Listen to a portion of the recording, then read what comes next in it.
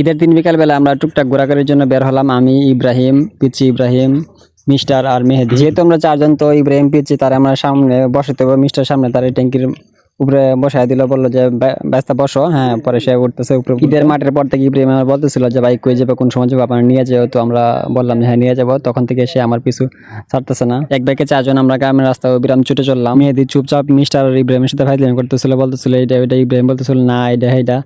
Mister বলতেছিল যে তোমার মামার বাড়িতে রাখে, আমি তোমার মামা আছে, নানু আছে, হ্যাঁ তাদের কাছে রাখে চলে আসবো আমরা।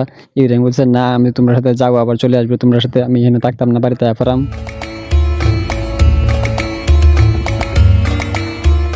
বাইকের পিছনে সিটে আমি বসছি, তো লাস্টে বসছি। হ্যাঁ, চুল টুল ঠিক করতেছিলাম, দেখতেছিলাম চুলের স্টাইল ঠিক আছে কিনা, বাতাসে টুকটাক। আমাদের ইউনিয়নের এক সাইড বলাইশুমলার সুবিলার মধ্যবর্তী এক ব্রিজ আছে, যা আমরা সুবিলা ব্রিজ নামে পরিচিত। বাড়ি থেকে মাত্র কয়েক কিলো দূরে, সেখানে কাছাকাছি অবস্থান করলাম। এখন ব্রিজের দিকে উঠতেছি। রাস্তাটা মাটির, যেহেতু একটু ধুলাবালি প্রচন্ড। কিছুক্ষণের মধ্যে সুবিলা ব্রিজে আমরা অবস্থান করলাম।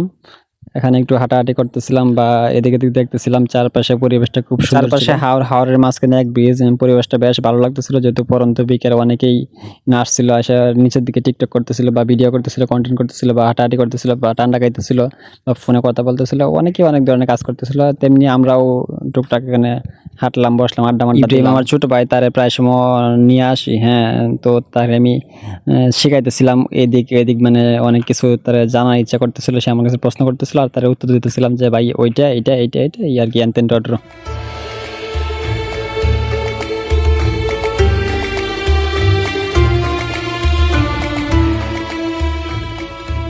কিছুক্ষণ সময় কাটানোর পরে আমরা আবার ফিরে চলার উদ্দেশ্যে ব্যাক করলাম।